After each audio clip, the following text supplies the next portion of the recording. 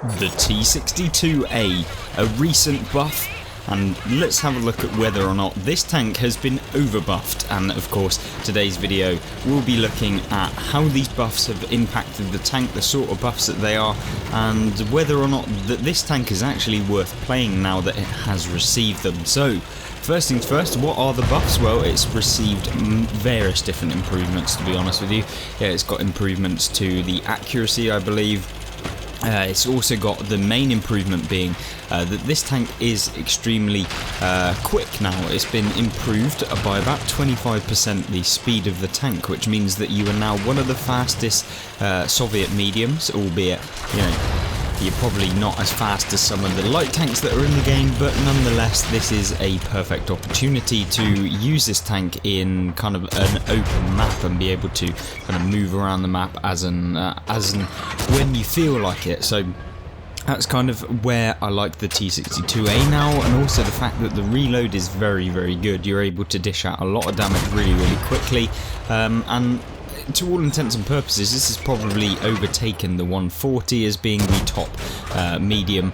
Don't quite know whether the lack of armour is kind of worth it comparatively to something like the Object 430U.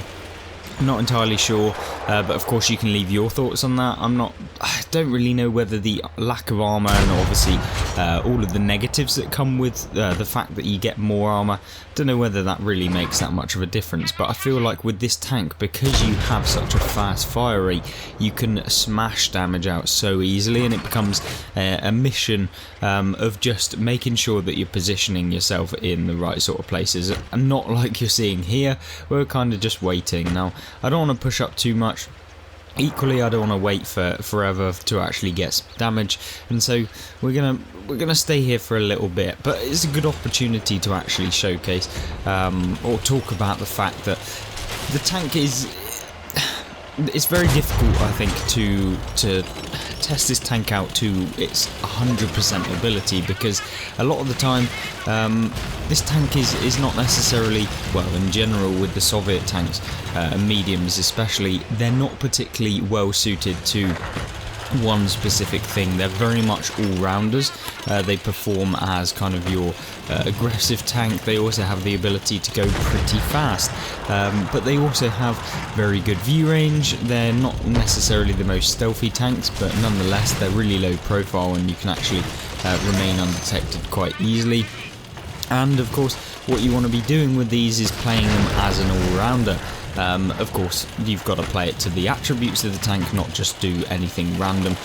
What you're seeing here is me just relocating, and it's at this point that the game turns from being, you know, one of those, oh god, I've only done 300 damage at the beginning of the game, to maybe we'll actually make it work. Now you can see a ton of shells coming in from all of the campers that haven't actually left the base on the enemy team, but as we're coming around we can push out some damage on this Grill 15. Now I know that the T124 is up here, so we're kind of a little bit hesitant to poke him. We know that he fired just then, so we were able to come around the corner. Unfortunately he's reversed back, so it's one of the things that you have to note.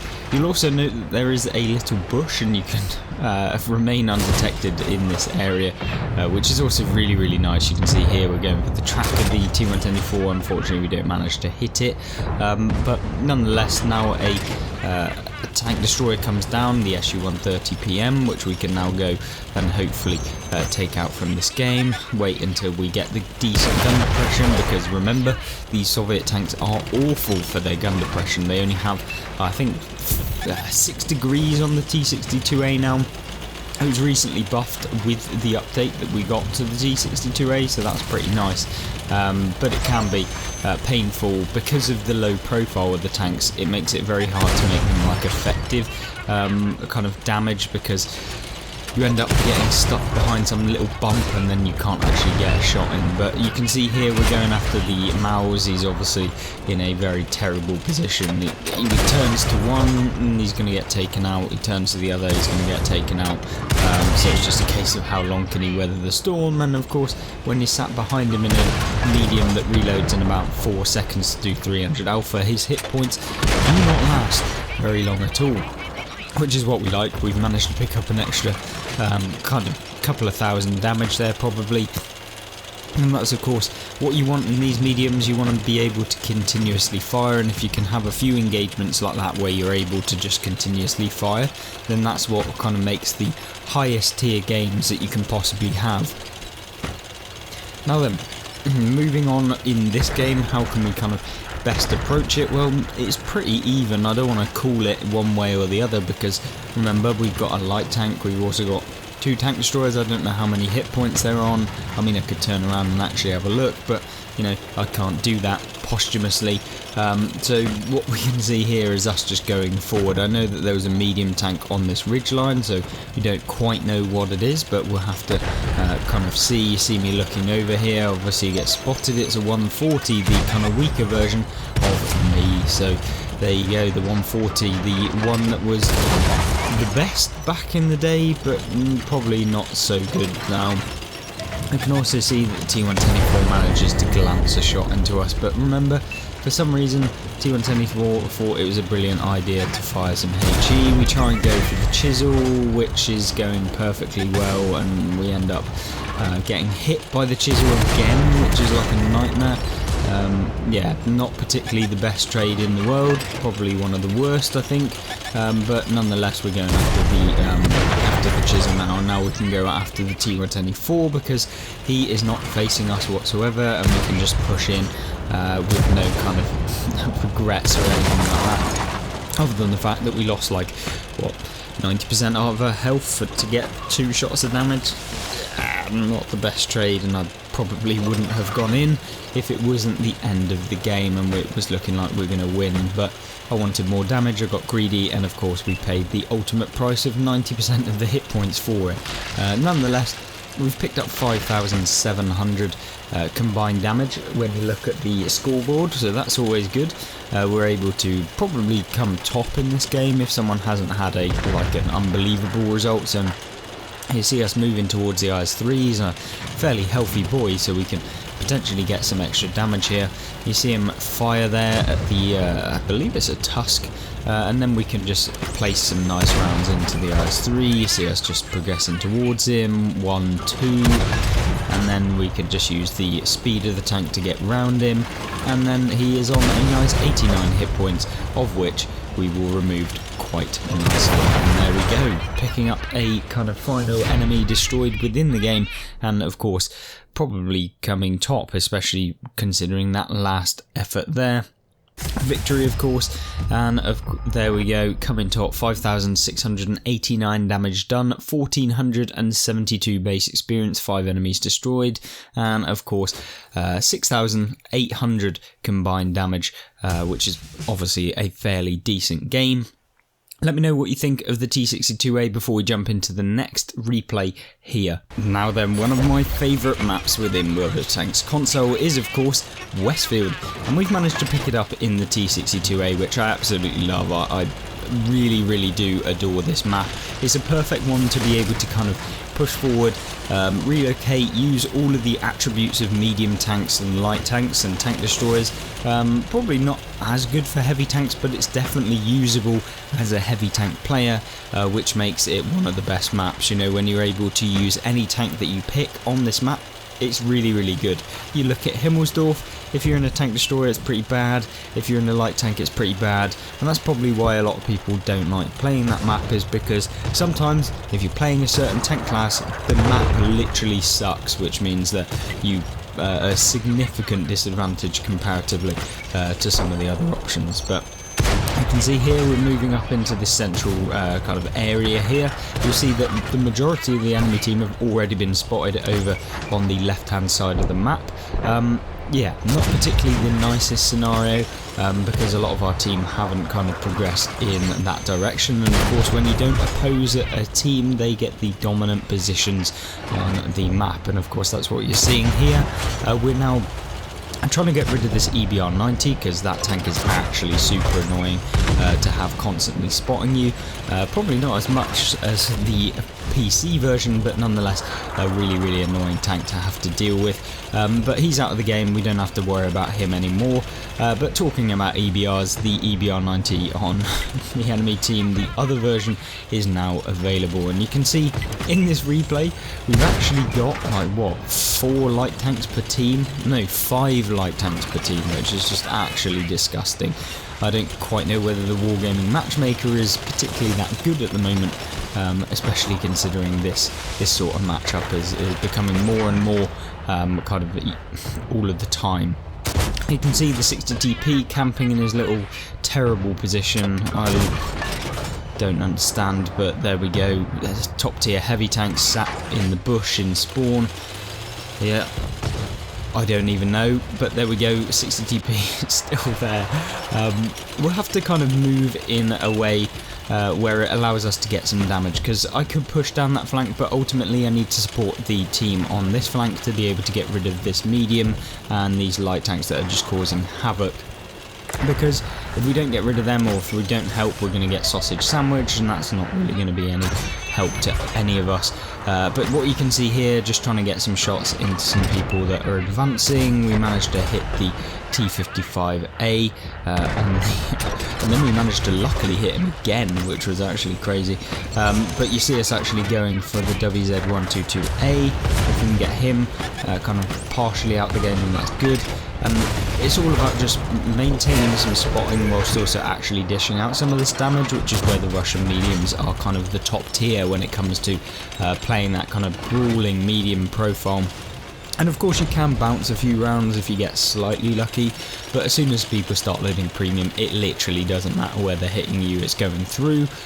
You can see us taking this kind of central position here. I'm just hoping to spot some of the enemy team, and then of course our kind of campers that are sat in the same square for the entire game are going to be able to actually hit them and be useful for at least one proportion of the game. So nonetheless, we're going to continually poke this ridge and hopefully build up that spotting damage. You can see we're on 1,700 so far, which is nice, but it's no insane result, and that's kind of what we're going for. Well, you should be going for that every single game, but nonetheless we're trying to go for it. And now you see us hit the WZ122A here.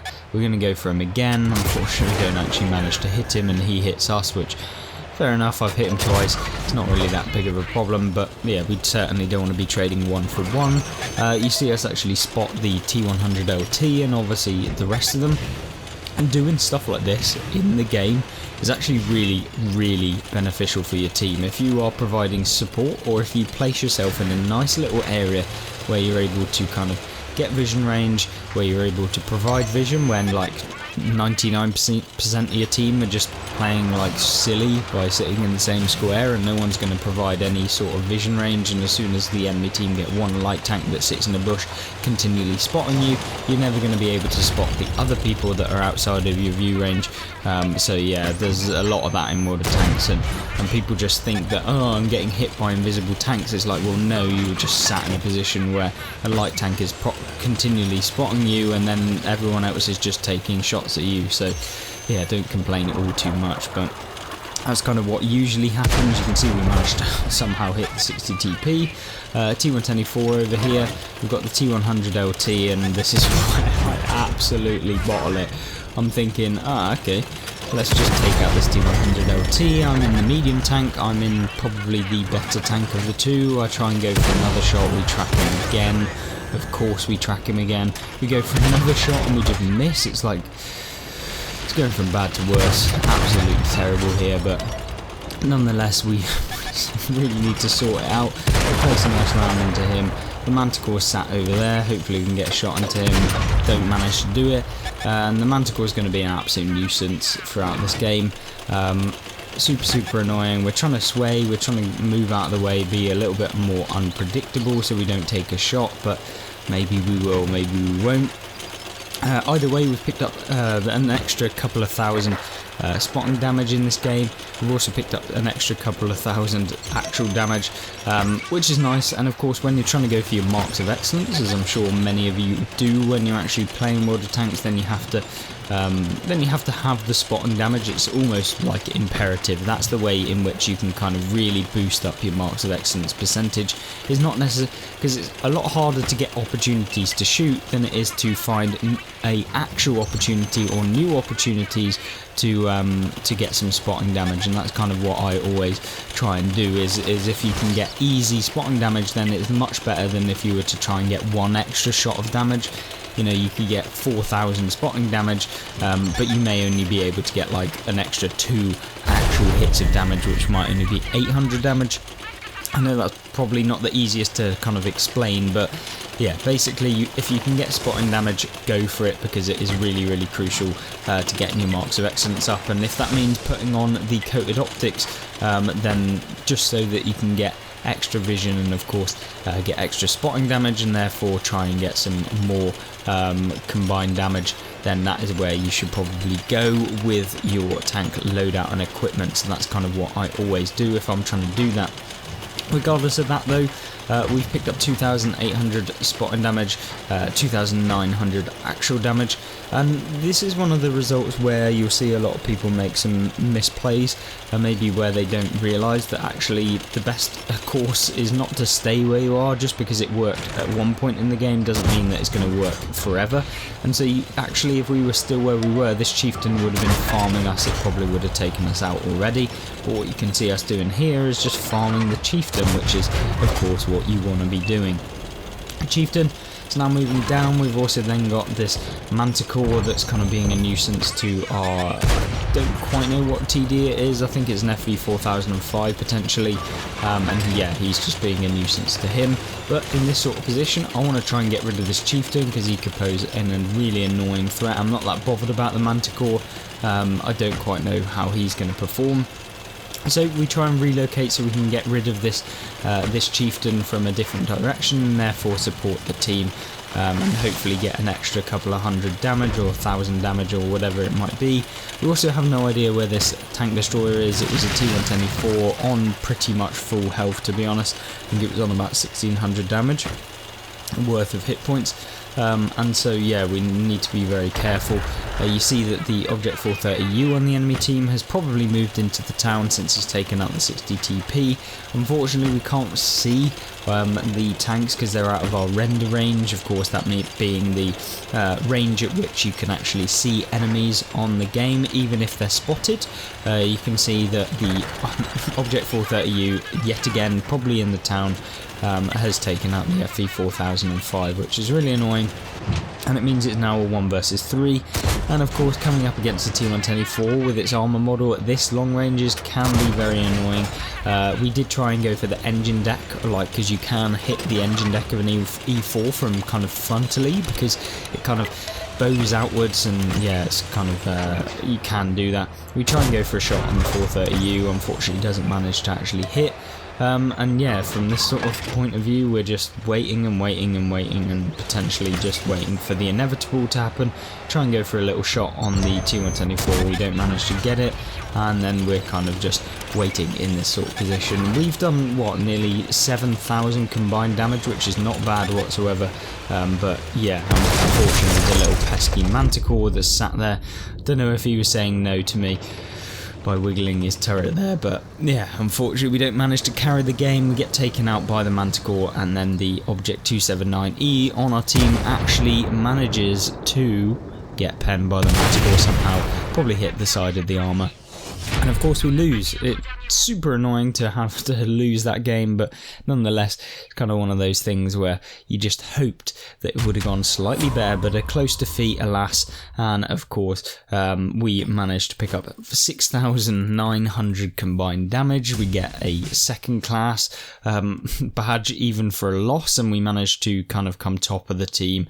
And yeah, I was fairly happy with the result, although I wasn't happy with the actual result. So there we go, a really good tank now. The T62A is definitely very solid. I have been able to constantly be getting 4k damage gain consistently with this tank, and yeah, I really do love the T62A now. It's definitely my favourite over the 140, so let me know your comments. Do you think the T62A is a god? Do you think it's terrible? And what do you think about the buffs that Wargaming have given it to its engine power, and of course the gun depression and a few of the extras that you have with this vehicle? Let me know in the comment section down below, and of course if you want to check out any other tier 10 tank reviews, I have done tons in the Gameplay and Tank Reviews playlist that you can see a ton of them.